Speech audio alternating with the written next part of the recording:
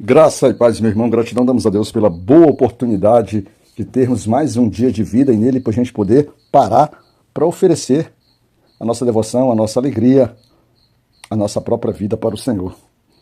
E hoje, 25 de dezembro de 2025, né? Natalzão, depois de um dia de festa, um dia de descanso, meditações e reflexões. Eu espero que hoje o resultado dessas reflexões, desse repensar da sua vida, né? Principalmente dessa necessidade de você aprender a perdoar e também de se perdoar, já que a misericórdia do Senhor está te alcançando, que você possa pôr em prática, meu irmão.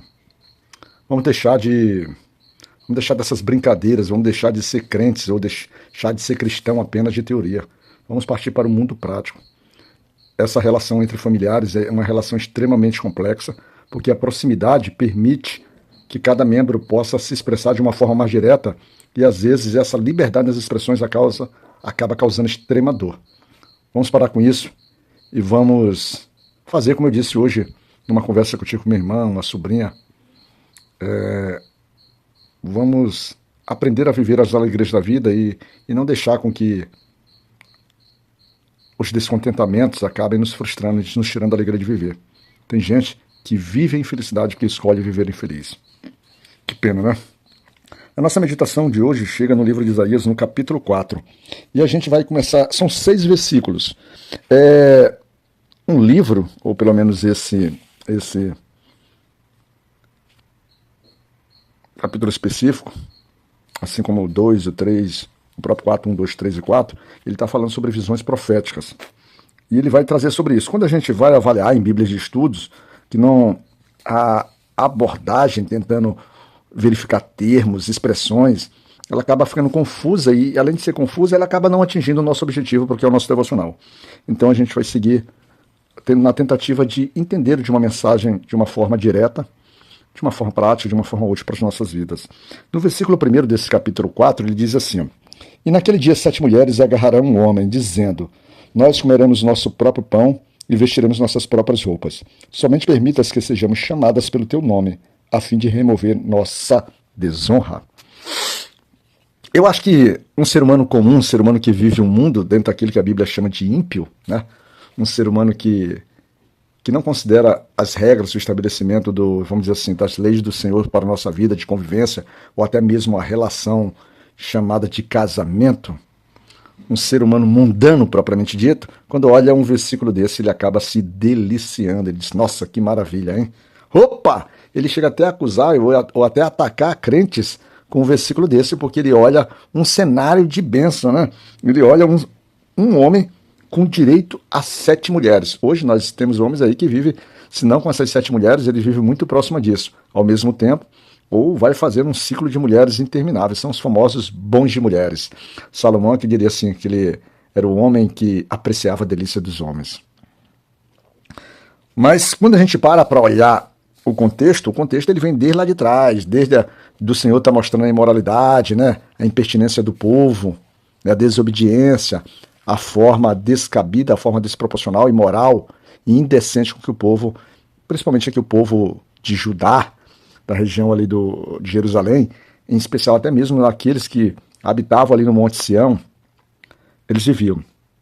E quando a gente pega para entender ali a paragrafação, esse parágrafo, quando a gente vai na Bíblia BKJ, né, que é a Bíblia King James Fiel, aquela de 1611, eu tenho uma Bíblia paragrafada, ele, na verdade, ele paragrafa a partir do versículo 16 do capítulo 3 e vai terminar a paragrafação dele, para a gente poder ser mais exato, somente no versículo 11 do capítulo 5. E isso ele traz o que então? Que os assuntos que estão sendo transitados entre um e outro se remetem à mesma coisa.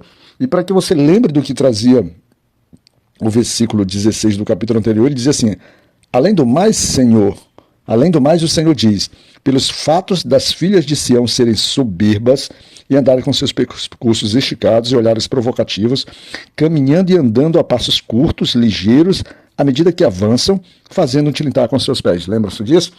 Que vamos dizer assim, a postura das mulheres, literalmente, que leva toda uma comunidade, toda uma cidade à queda, porque essas mulheres, elas têm por missão primária, né? Elas, vamos dizer assim, educar, cuidar de filhos, né? Discipliná-los, E quando elas não bem fazem isso, elas acabam, vamos dizendo, trazendo sofrimento, trazendo queda. E quando chega lá no versículo 25 do mesmo capítulo 3, você deve lembrar que ele diz assim, ó, teus homens cairão pela espada e teus poderosos na guerra, os homens da cidade de Jerusalém, da tribo de Judá. E aí, exatamente esse cenário de mulheres indecentes, mulheres descabidas, mulheres desonrosas na sua compostura, aliados também por homens ímpios, soberbos, homens vaidosos, homens que não estavam mais pelo rigor e pelo primor da obediência à palavra de Deus, né? Essa mistura desse ambiente extremamente explosivo, eles começam a morrer na guerra. E eles vão morrendo e vai havendo o quê? Um desequilíbrio populacional entre mulheres e homens. E aí, dentro de uma cultura daquela cidade, daqueles tempos, isso era um extremo prejuízo, porque o homem, pelo rigor, pelo primor da Bíblia, ele tem o papel de provedor.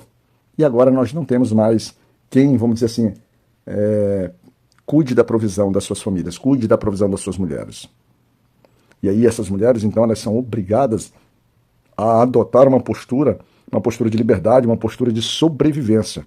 A questão aqui é uma questão principalmente social, moral e uma questão de sobrevivência aos olhos de uma sociedade que caracterizava pelo poder patriarcal.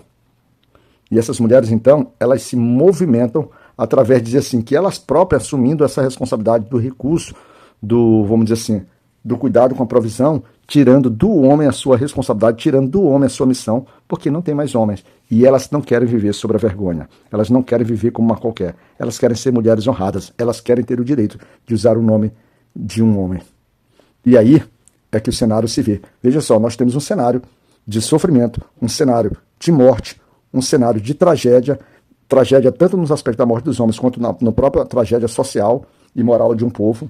E elas querem, então, restaurar, mostrando a fragilidade. E hoje, quando a gente compara com o nosso mundo moderno, né, e as mulheres, na verdade, ocuparam posições de liderança, posições sociais importantes no campo profissional, e isso meio que traz um pouco da consequência do que é desses tempos, das profecias, para os tempos de hoje que nós vivemos. Esse é um cenário extremamente prejudicial. Mas só que, dentro desse cenário, quando você vai lá no versículo 2, aparece a expressão que naquele dia o renovo do Senhor será lindo e glorioso, e o fruto da terra será excelente e gracioso para os sobreviventes de Israel. Mas aí, nesse tempo, aqueles que os sobreviventes de Israel, que são aqueles que quando a gente vai lá no versículo 3, que eles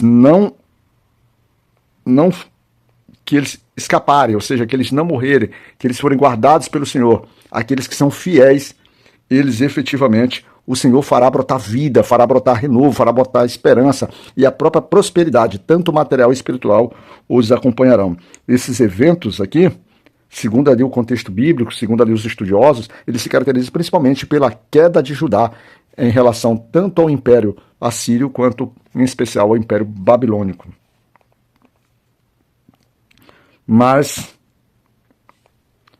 no versículo 3, ele traz que aqueles que forem deixados, você vê que não é um processo de escolha, é um processo de uma escolha não do próprio homem, como aqui a gente chama de livre-arbítrio, mas aqueles que forem deixados pelo Senhor em Sião e em Jerusalém, dando uma característica de tanto aqueles que já andavam buscando, por exemplo, uma comunhão espiritual com Deus, contra aqueles que Jerusalém, que seria do resto da cidade, que vivia suas vidas de qualquer forma, mas que de alguma forma foram encontrados pelo Senhor e foram libertos pelo Senhor, esses, né, serão chamados de santos, serão separados para o Senhor, compondo ali aquilo que nós diríamos os remanescentes de Israel e aquilo que talvez a própria Bíblia traz como estariam compostos dentro do livro da vida. Na verdade, é um cenário que vinha de desolação e a gente passa a encontrar com essa esperança. E o interessante é que no versículo 4 ele diz que o Senhor limpará a imundície das filhas de Sião, ou seja, pelos atos obscenos, né, que nós já vimos descritos no capítulo anterior, e ele purificará o sangue de Jerusalém do meio dela, ou seja, essas imundícias, ou seja, com o seu próprio sangue, o Senhor purifica, né, e através do espírito de julgamento e do espírito abrasador, que seria a ira, a justiça de Deus sobre eles, para que possa ter uma cidade limpa, uma cidade que possa prosperar no Senhor. É porque isso aqui ele é contexto que ele vai inclusive para as profecias lá do milênio de Apocalipse. Então ele não se restaura em um ponto só da coisa. Aí o Senhor, sobre esse povo, ele estabelecerá sua morada, sua moradia, né? Que seria a reconstrução do templo. E é o que nós precisamos nas nossas vidas práticas, quando nós vivemos ali afastados de Deus, vivemos de alguma forma momentos de fraqueza espiritual, a gente precisa nos permitir que seja construído nas nossas vidas, no nosso espírito, né? Essa fortaleza dita pelo Senhor. E aí a gente encontra muito disso dentro da sua casa, que é transcrito ali do tabernáculo, a casa do Senhor, que nos protege dos inimigos, nos protege das perturbações, nos protege das fragilidades da vida, né? Nos trazendo fortalecimento e principalmente sendo para a gente um lugar de refúgio e um abrigo durante aquilo que a própria Bíblia chama de um abrigo da tempestade, da chuva, é que daquilo que pode causar, vamos dizer assim, uma fragilidade e uma queda diante da nossa, vamos dizer assim, fé. Quando eu falo a queda diante da fé, eu gosto sempre de dizer para os irmãos que eu sou daquela linha do princípio que uma vez salvo para frente. Eu confio nesse assim. Mas quando essas quedas de fé é quando eu entendo, quando aquele que está no Senhor, de fato, ele por sua vontade própria, não pela própria vontade do Senhor, ainda se estabeleceu. Mas quando ele buscando verdadeiramente no Senhor, pelo clamor e a misericórdia dele, tenho certeza que o próprio Senhor confirmará sua presença, colocando dele de uma forma sólida e segura na presença de Deus. Que o Senhor possa nos cuidar, meu irmão.